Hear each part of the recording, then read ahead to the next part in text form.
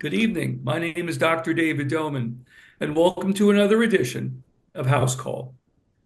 Tonight's topic is colon cancer screening.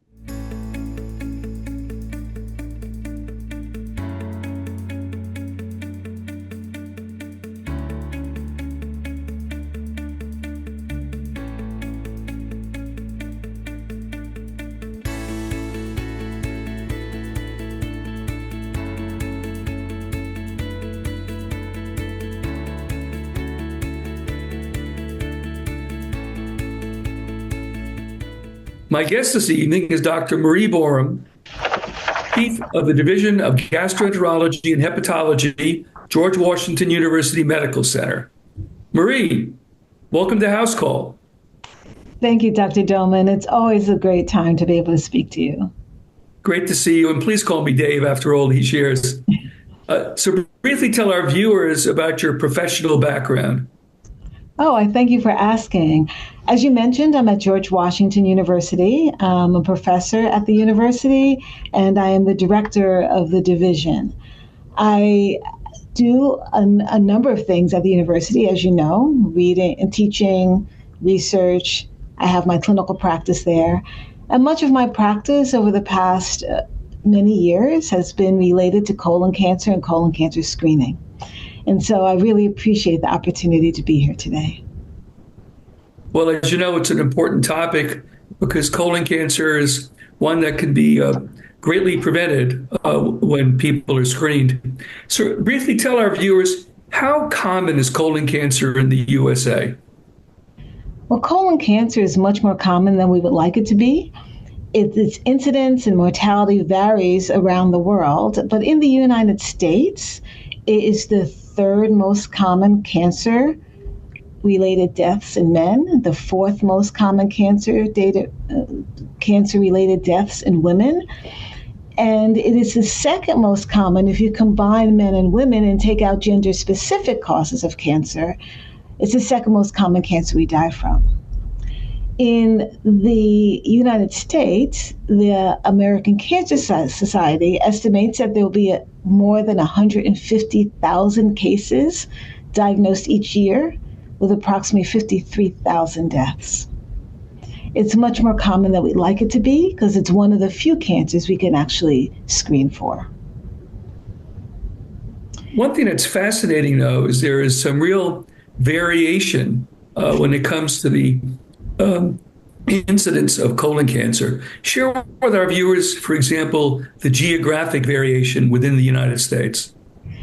Right. I mean, there's geographic differences that happen globally also. For instance, when we look at colon cancer worldwide, we see that it's most commonly diagnosed in North America, in Europe, in Australia, and New Zealand.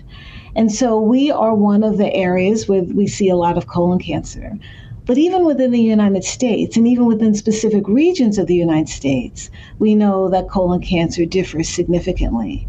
So for instance, the states in the U.S. that have the lowest rates are Utah, Arizona, New Mexico, and Colorado. The states that have the highest incidence are Mississippi, Louisiana, Arkansas, and Kentucky.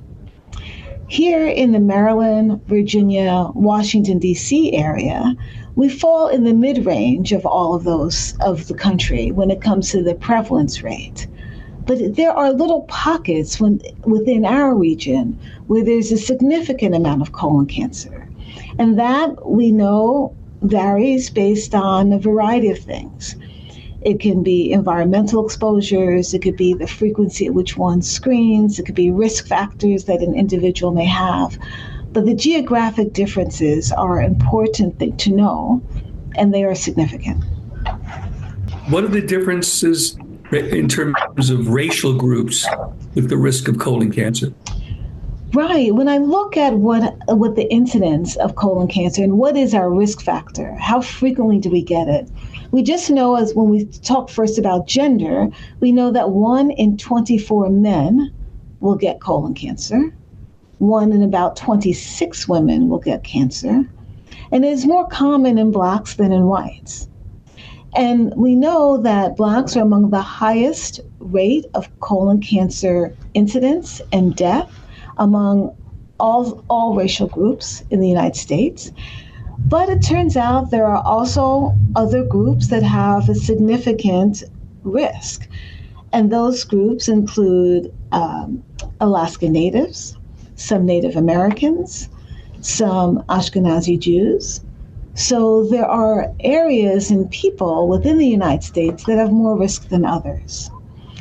Understanding an individual's risk is important when we make recommendations on how to screen and how to treat. What are some of the epidemiology risk factors for colon cancer?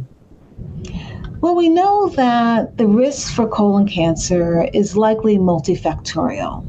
It includes the genetic factors that we talked about, racial and ethnic genetic factors.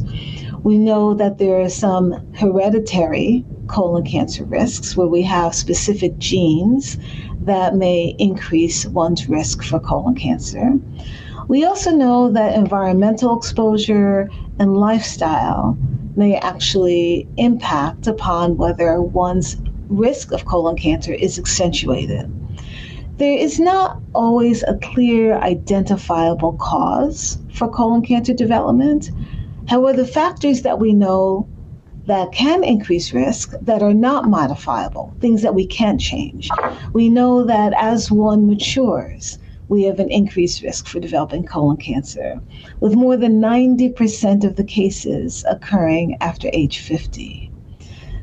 We mentioned about gender. Men have a higher risk of colon cancer than women. We talked about race and ethnicity.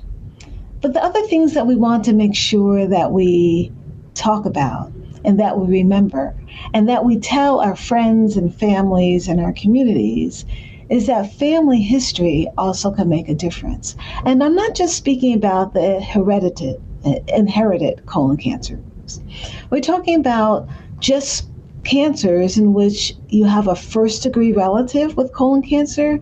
You may therefore be at increased risk for developing colon cancer. If you have a first-degree relative that has significant colon polyps, you then may be at increased risk for developing polyps and then cancer. And as we know, most colon cancers come from polyps. So we not only ask about family history of colon cancer, but we also ask about family history of polyps. But there are other things that we don't always remember to speak about when we're talking to people about assessing their own risk. If you have inflammatory bowel disease, ulcerative colitis, or Crohn's disease, you can have an increased risk for colon cancer. And we know that people who have inflammatory bowel disease, in particular ulcerative colitis, once they've had it for 8 to 10 years, the risk of developing colon cancer increases. With Crohn's disease, it's really in individuals who have significant colon involvement, because everybody with Crohn's disease does not have colon involvement. But inflammatory bowel disease is definitely a risk factor for developing colon cancer, as is cystic fibrosis. So we want to make sure that if someone has those conditions in which they're often getting very good care and frequently see their physician, that we also remember to make sure they get colon cancer screening. Occasionally, I have seen people who have had abdominal pelvic radiation during childhood when they may have had cancer and that was the treatment. And in those circumstances, we want to make sure that we more frequently screen them for colon cancer because that too increases their risk. So when we talk about age, gender, race, ethnicity, family history, inflammatory bowel disease, cystic fibrosis, and then infrequent but significant chance of having an inherited cancer disorder that can result in colon cancer. One very troubling global finding, as you know, is the recent determination that colon cancer and colon polyps are developing in younger and younger people. What are your thoughts about this confirmed observation? And in particular, what do you think are the reasons for it? You know, that is such a good question, and a question that so many of us are trying to figure out an answer. We do know that the incidence of colon cancer occurring in individuals under the age of 50 is definitely increasing. And we know that it's increasing in the United States. And there is active research trying to figure out what that may be the result of, why that's occurring, and whether it's environmental, which is the speculation for many people. There's research looking at the microbiome, it's research looking at dietary factors, environmental factors. There's so many multifactorial issues that may be intertwined that can result now in younger and younger people getting it. What was really something that you and I have known over the past decades or so is that our colon cancer rates were actually beginning to decrease because of our increased screening. But as those decreased, the one difference is that younger people's colon cancer was increasing. And while there's not as many young people getting colon cancer as people over the age of 50, some of that increase was initially masked because we saw an overall decrease in colon cancer incidence and death rates. But in fact, younger people getting colon cancer is something that we certainly are trying to figure out the root cause of. But now, to compound our anxiety about this issue, now there's reports that younger and younger people are also presenting with gastric cancer. So there's a lot to research. It is. And while we always thought of gastric cancer as not being a common malignancy in the United States, or at least not as common as it is in other parts of the world, it's something that we are increasingly recognizing. And so I think that there's so much work to do and so many things that we need to research and so many things that we must offer to allow people to stay healthy and avoid these potentially avoidable malignancies. A great way to conclude our first segment, Marie. We're going to pause briefly for a public service announcement. More with my guest, Dr. Marie Borum, and we're discussing colon cancer screening. We'll be right back. Where did the time go? Somehow I lost all those years. Where did the time go? I don't know how I got here. Oh, how did I get here?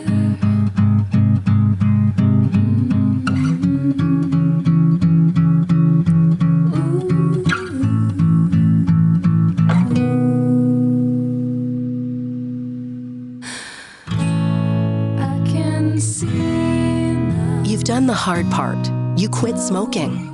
Now do the easy part and get scanned for lung cancer. If you smoked, you may still be at risk, but early detection could save your life. Talk to your doctor and learn more at savedbythescan.org. We're back.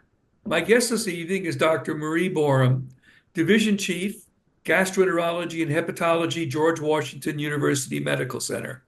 And we're discussing an important topic this evening, colon cancer screening. Marie, what sort of options do patients have to reduce their risk in terms of lifestyle to develop colon polyps and by extension, colon cancer? You know, one of the things that has been so helpful when we talk to people about what they can do to reduce their risk, because there's some things we can't change. There are things that are not modifiable. You can't change your age, you can't change your gender, you can't change your ethnicity when it comes to risks. But there are things that we potentially can do to decrease our risk. One of the things that we have found in studies that actually decrease your risk for developing colon cancer is maintaining physical activity. So exercise is something that is encouraged. Dietary factors also may decrease your risk. So diets that are high in fruits and vegetables have been variably reported to be protective. Vegetarian diets have been associated with significantly reduced risk. And we also know that people who are pesco vegetarians, they may have seafood with their vegetarian diets, also at decreased risk, which makes us go to the topic that we know that red meat foods that are high in fat, foods that are highly processed, meats that are highly processed. We like to avoid those in our diet because those have been shown to potentially result in an increased risk of colon cancer. But while we're talking about diet and how we can actually make a difference by high fruits and vegetables, by vegetarian diets, fiber may be protective also, having adequate fiber in our diet. We know that this is not completely clear, and the degree at which it's protective is not certain, but that has been listed as one of the things that if we maintain good fiber in our diet, that actually may also be potentially protective. There's also some work that has shown that folate through food rather than folic acid through pills and supplements, but folate, vitamin B6, and calcium may also be dietary factors that can actually help decrease one's risk for colon cancer. Because there's a baseline risk we all may have that has been genetically determined. And what we can do to modify that and to decrease it is important. I know one of the things that we were chatting about was the whole issue of aspirin and how that may be cytoprotective against the development of colon cancer. And while that has not made it into the guidelines for one to start aspirin to protect against colon cancer, there are studies that suggest that people who are taking regular aspirin for other reasons may actually have less colon cancer prevalence. The same thing as far as hormone replacement in postmenopausal women. We don't advocate that you start hormone replacement, but there have been studies, large epidemiologic studies in this nation, that have shown that women who have been on postmenopausal hormone replacement may have decreased risk of colon cancer development. Those are observations. So the things that we know that we can, should, and have been recommended are related to the dietary factors that we talked about. Once again, fruits and vegetables, high fiber, folate, vitamin B6, calcium may all be protective. All very helpful, practical advice. Let's go on to discuss different options for colon cancer screening. Would you review each of the different options and their pluses and minuses? Right, and we know that that has evolved. I think the one thing that you and I want to emphasize today and always is that colon cancer is one of those malignancies that we actually can make a difference. Because when we screen for colon cancer, we're very often not just looking for colon cancer, we're looking for precancerous lesions. And once we identify precancerous lesions, which are polyps, those can be removed, and therefore those polyps will not become colon cancer. We know that over 90% of our colon cancer come from colon polyps. Now, of course, there are different types of polyps, but we know that 90% of over 90% of colon cancers come from polyps. So we want to identify those early. So when we talk about screening, we know that when screening has been effective, and we know that when we nationally implemented screening guidelines, we found that colon cancer incidence decreased when we actually implemented doing screening for colon cancer. So the most common screening activity that people recommend are colonoscopies. And people very often will recommend colonoscopies for colon cancer screening for a couple of reasons. One, when we do colonoscopies, we find those precancerous lesions and can take them out at that time. We can also find very small lesions when we do colonoscopies. And we know that when colonoscopies are done, that we can make a difference because we can intervene. And colonoscopies are done every 10 years. But there's other screening options. Those other options are things that we recommend, particularly when people may not want to do a colonoscopy or are unable to do a colonoscopy. Those are stool testing, for instance. We have something called FIT tests, which is a fecal immunochemical testing of our stool that can be done every year. And there's also a, stool tests that are increasingly popular. That is a fit test combined with another modality to test. It's a multi-targeted stool DNA test. Sometimes people may have seen one of these tests advertised on television called Cologuard, but there are other DNA tests that are being developed. Those tests or stool tests are done once every 1 to 3 years.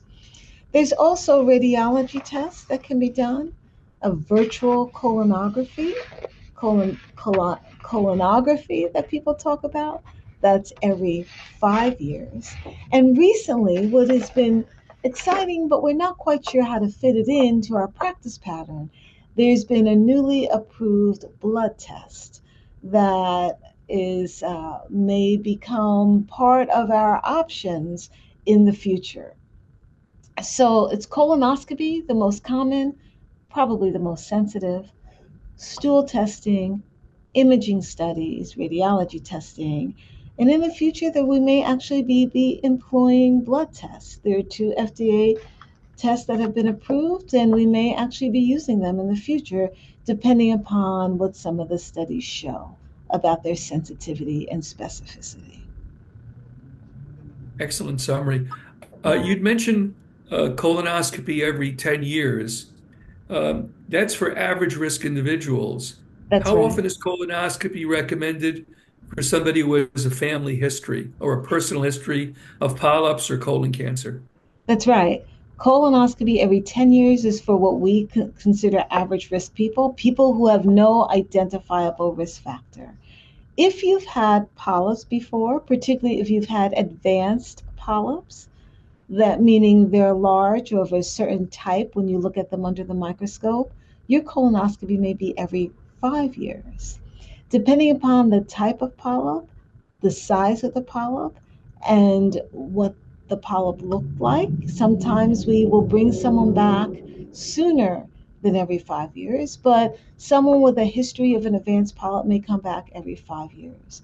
Someone who has a first degree relative, particularly if that relative was a young adult, an adult under the age of 60, we will ask their first degree relatives to start their colon cancer screening at age 40 and do that every 5 years. And then, of course, we adjust and individualize colon cancer screening based on other factors, based on your family history, based on your personal history, and based on whether you have a genetic disorder that may result in a whole different schedule of screening. Define for our viewers what you mean by a first degree relative. Yes, a first degree relative will be a parent, sibling, or child. And there has been more than one circumstance where I diagnosed someone at 45 with an advanced polyp, even a cancer. And then I asked them to tell their first degree relative. And then I saw their parent, who is in their 60s or early 70s, and they too had an issue with their colon. So we look both up and down the generational tree. So a first degree relative certainly can be a parent, a sibling, or a child, which would then begin screening at 40 and then have it every 5 years if you have had advanced polyp or if you've had colon cancer. Marie, as you know, for many years, the recommended starting age for cancer screening was age 50. Yeah. Given the change in the incidence in younger people, what are now the recommended revised starting dates for patients? I'm so glad you brought that up because 50 was etched in our minds for so many years at the time in which we start colon cancer screening. 50 was when we were supposed to start. We now start at age 45 with everybody. So there are people who, for instance, who were 49 before those guidelines changed, and then all of a sudden they're past the recommended starting age. But indeed, it's age 45 that we want people to start getting colon cancer screening. We have a minute left. Tell our viewers what has been the result of all this screening over the years with colonoscopy in terms of the incidence and survival from colon cancer? Right. The one thing about screening, the screening works. And what has happened in this nation, we've had a decrease in the amount of colon cancer prevalence and colon cancer deaths because we have been able to find polyps earlier. And what we know is that when we find polyps early, we prevent colon cancer. This also allows us to detect early cancers. So, early colon cancer detection allows that survival rate to improve. So, for instance, if a person who is found to have cancer early, a colon cancer early, has an over 90% survival rate, versus more advanced when it's regional, where it may be around 70% or 72% that's been reported, versus when it is metastatic to the liver or spread to distant parts of the body, and then survival rate is 13%. So we know catching it early is wonderful, and screening is what does it. Thank you for an excellent interview. Thank My you. thanks to Dr. Borum for a very informative review of colon cancer screening. My thanks to the team at the studio, and my thanks to you, the viewer, for joining us this evening. Tell us how we're doing. You can reach me at the website for the studio listed on the bottom of the screen. As for my next show, we'll be interviewing co-authors that I've worked with. We published a paper recently on fibromyalgia and interesting new insights about abnormal intestinal microbiome. Opens up new treatment opportunities. It's going to be an important show. See you then next time for another edition of Housecall. Good evening.